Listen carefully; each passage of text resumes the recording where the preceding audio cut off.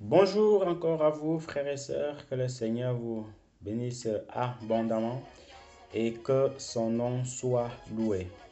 Par la grâce de Dieu, aujourd'hui, nous allons partager sur un thème, comment comprendre un roi chapitre 4, tout le chapitre en fait, un roi chapitre 4. C'est, comment dirais c'est une exception puisqu'on va devoir lire quasiment tout le chapitre, donc on va lire 2 Rois chapitre 4, le verset 1 au verset 37. 2 Rois chapitre 4, le verset 1 au verset 37. Donc, je vais lire par la grâce de Dieu. Amen. Miracle accompli par Élisée. Une femme d'entre les femmes des fils des prophètes cria à Élisée en disant, ton serviteur, mon mari, est mort, et tu sais que ton serviteur craignait l'Éternel.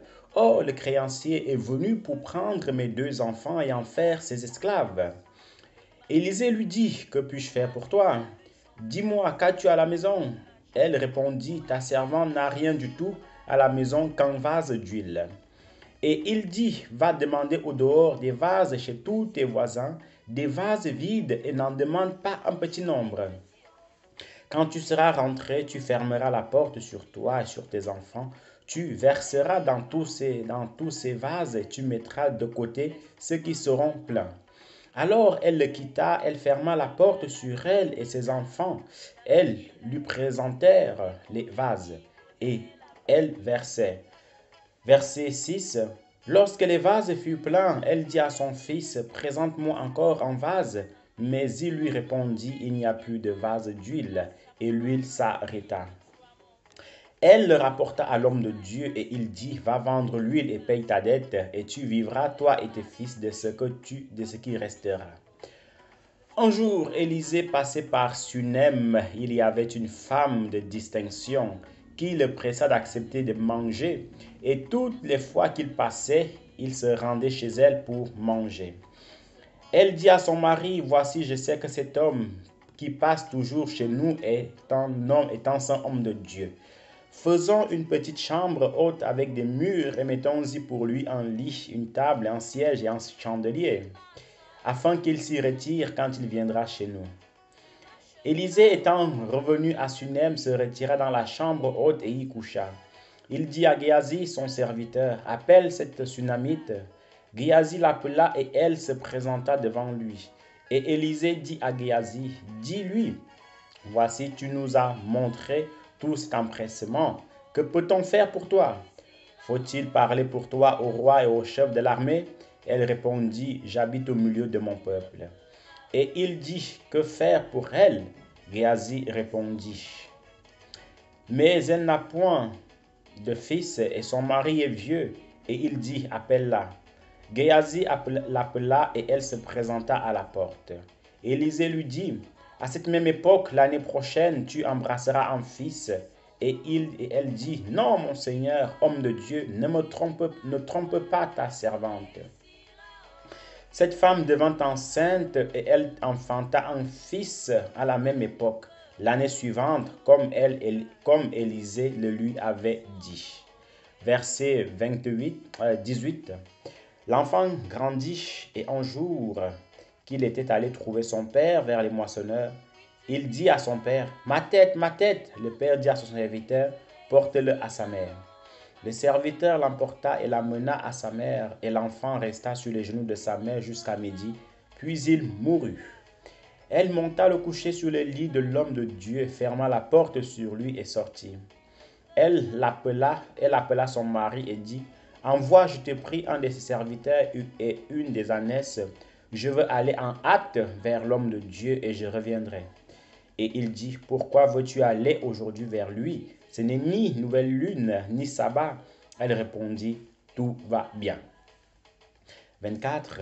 Puis elle fit sceller l'ânesse et dit à son serviteur, mène et pars, ne t'arrête pas en route sans que je te le dise. Elle partit donc et se rendit vers l'homme de Dieu, vers l'homme de Dieu. Sur la montagne du Carmel, l'homme de Dieu, l'ayant perçu de loin, dit à Géasi, son serviteur, voici cette Sunamite. Maintenant, cours donc à sa rencontre et dis-lui, te portes-tu bien? Ton mari et ton enfant se portent-ils bien? Elle répondit, bien. Et dès qu'elle fut arrivée auprès de l'homme de Dieu sur la montagne, elle embrassa ses pieds. Géasi s'approcha pour la repousser, mais l'homme de Dieu dit, laisse-la, car son âme est dans l'amertume. Et l'Éternel me l'a cachée et ne me l'a point fait connaître. 28. Alors elle dit, ai-je demandé un fils à mon Seigneur? N'ai-je pas dit, ne me trompe pas? Et Élisée dit à Géasi, sans terrain, prends mon bâton dans ta main et pars. Si tu rencontres quelqu'un, ne le salue pas. Si quelqu'un te salue, ne lui réponds pas. Tu mettras mon bâton sur le visage de l'enfant. La mère de l'enfant dit, l'Éternel est vivant et ton âme est vivante, je ne te quitterai point. Et il se leva et la suivit. Géasi les avait devancés et il avait mis le bâton sur le visage de l'enfant, mais il n'eut ni voix ni signe d'attention. Il s'en retourna à la rencontre d'Élisée et lui rapporta la chose en disant, l'enfant ne s'est pas réveillé. Lorsque Élisée arriva dans la maison, voici l'enfant était mort, couché sur son lit. Élisée entra et ferma la porte sur eux deux, et il pria l'Éternel. Il monta et se coucha sur l'enfant, il mit sa bouche sur sa bouche, ses yeux sur ses yeux, ses mains sur ses mains, et il s'étendit sur lui, et la chair de l'enfant se réchauffa. Élisée s'éloigna, alla çà et là par la maison, puis remonta et s'étendit sur l'enfant. Et l'enfant éternua 7 fois, et il ouvrit les yeux. Élisée appela Géasi et dit, appelle cette Sunamite. Géasi l'appela, et elle vint vers Élisée, qui dit, prends ton fils. Elle alla se jeter à ses pieds et se prosterna contre terre, et elle prit son fils et sortit. Amen. Que le Seigneur soit loué, que le Seigneur soit béni pour cette merveilleuse lecture de cette histoire de la Sunamite. Une histoire très très triste, mais où on peut tirer plusieurs leçons. La première leçon qu'on peut tirer ici, c'est que voici cette femme, la Sunamite, qui a fait la place, qui a construit un petit cabanon pour le prophète Élisée, puisqu'il passait souvent par là, mais il n'avait pas où dormir.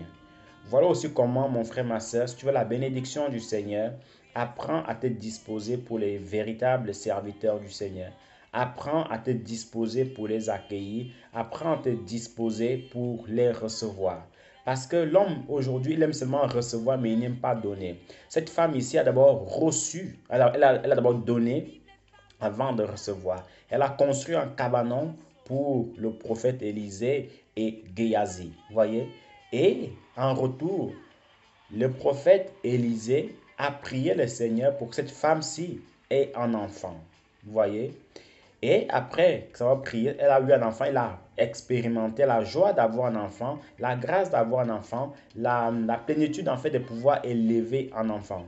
C'est très important parce que une femme stérile aujourd'hui, son meilleur vœu et son meilleur bonheur, c'est vraiment en fait d'élever un enfant, de le prendre dans ses bras, de le prendre, de le chuchoter et de le chouchouter et de bien l'élever. Ça, c'est vraiment en fait l'un des meilleurs vœux, l'un des plus grands vœux d'une femme stérile. Et en continuant, voyez-vous, frères et sœurs, cet enfant était mort. Cet enfant était mort, catastrophe. Pourquoi? Parce que seul Dieu sait pourquoi cet enfant est mort. Mais le Seigneur étant toujours Seigneur, cette femme-là, elle va aller auprès du prophète Élisée. Elle va dire, mais qu'est-ce qui s'est passé? Tu viens chez moi, tu me donnes un enfant et le Seigneur le retire. Mais qu'est-ce qui s'est passé? Qu'est-ce que j'ai fait? Mais Élisée ne sait même pas, comment dire, il ne s'est pas pris la tête, il a juste attendu la grâce de Dieu. Et c'est très important ici, c'est que quand la femme-là allait auprès du prophète Élisée, Élisée lui a demandé, tu vas bien, ton mari va bien, ton enfant va bien. La femme répondit, oui, tout va bien. C'est vraiment en fait ça le noyau de mon message, oui, tout va bien.